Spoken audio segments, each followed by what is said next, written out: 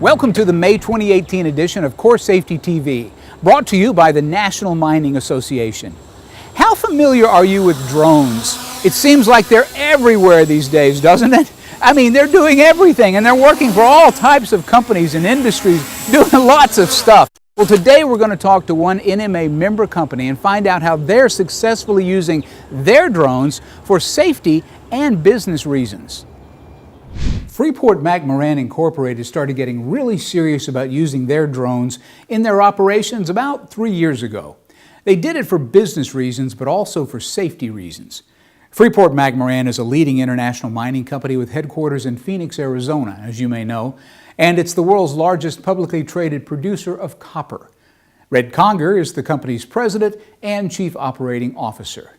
Stacy Kramer is their vice president of corporate health and safety. But today, you're going to meet two other important folks from FreeportMcMoran who are in charge of something that's keeping their eyes on the skies these days. Rick Gilbert is their Vice President of Technology, and Erica Fretheim is the Manager of Mine Technology who's in charge of their UAS program. Now, UAS stands for Unmanned Aircraft Systems, or what we would refer to as drones. I had the opportunity to talk with Erica and Rick by phone recently about the drone program, and I learned how safety is a big part of it. I think that if we were to offer a recommendation to other mining companies, we would say get involved with drones for safety considerations. There are so many opportunities to be able to do things safer. The benefits are certainly there to be had to keep mining companies safe and keep their employees from out of harm's way. We have several applications that involves personnel. And blasting, of course, is one that can get closer without risking personnel. If a fly rock hits a drone, it's not a big deal because we use really inexpensive drones for those flights.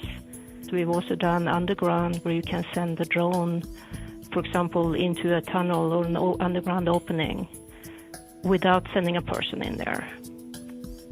We can also carry, for example, a gas sensor on the drones to send it out to a leach pad to check for gas without sending a person with a gas sensor.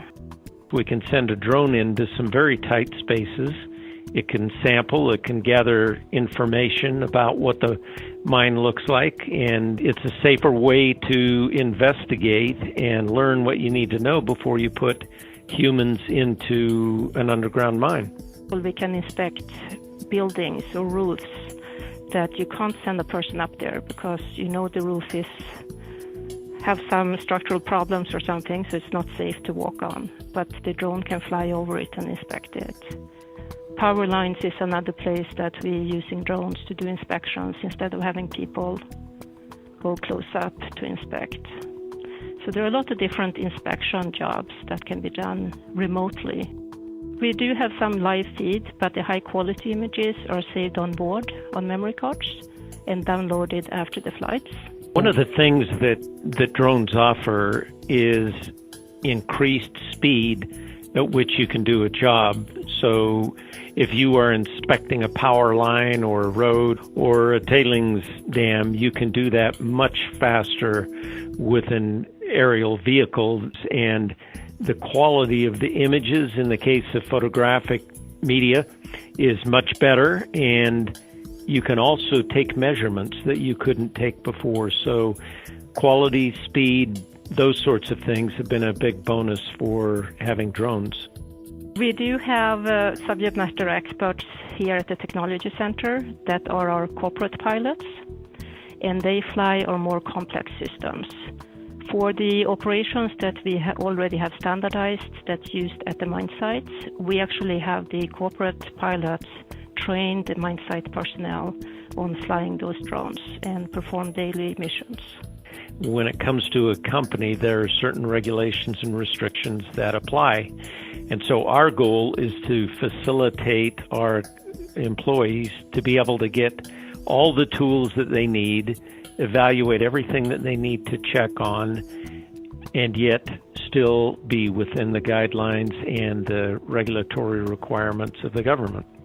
So we have about 7 North American copper operations, and each of those are using drones to a greater or lesser extent. Our South American properties in Peru and Chile are also looking at drones. I want to thank Erica and Rick for doing that interview with me, and also to acknowledge FreeportMcMoran for recently receiving an award from the National Institute for Occupational Safety and Health. The company was recognized for its innovative approach to monitoring mine operations with its UAS program, and for using this cutting-edge technology to make mining both safer and more productive. Now, continuing our video nugget interviews of CORESafety, here's a quick look at Module number 4, Fatality Prevention and Risk Management. CORESafety's Module number 4 focuses on fatality prevention and risk management. A hazard is a source of potential damage, harm, or adverse effect, including ill health and injury. A risk is the probability and severity of the damage, harm, or adverse effect occurring.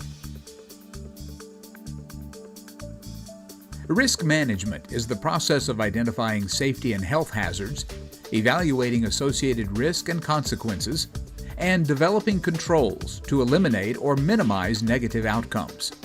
Your goal should always be to eliminate the risk or reduce it to the lowest practical level.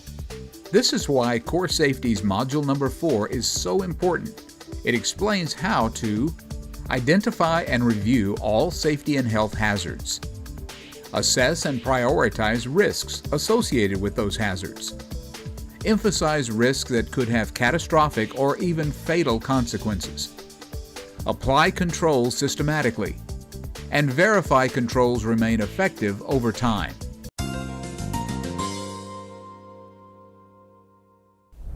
Finally today, our Core 4 special tips this month have to do with fatality prevention and risk management. Tip number 1, remember to identify and review all safety and health hazards. Tip number 2, assess and prioritize risks associated with those hazards. Tip number 3, develop controls to eliminate or minimize negative outcomes. And tip number 4, verify those controls remain effective over time. Finally, remember, if you have any safety-related stories, videos, or photos from your mining operation to share, please let us know. Our contact information is coming up next. That's all for this month. For CORESafety TV and the National Mining Association, I'm Nelson Duffel. Be safe out there, and thanks for watching. To share one of your safety stories, videos, or photos, email us at info@CORESafetyTV.org.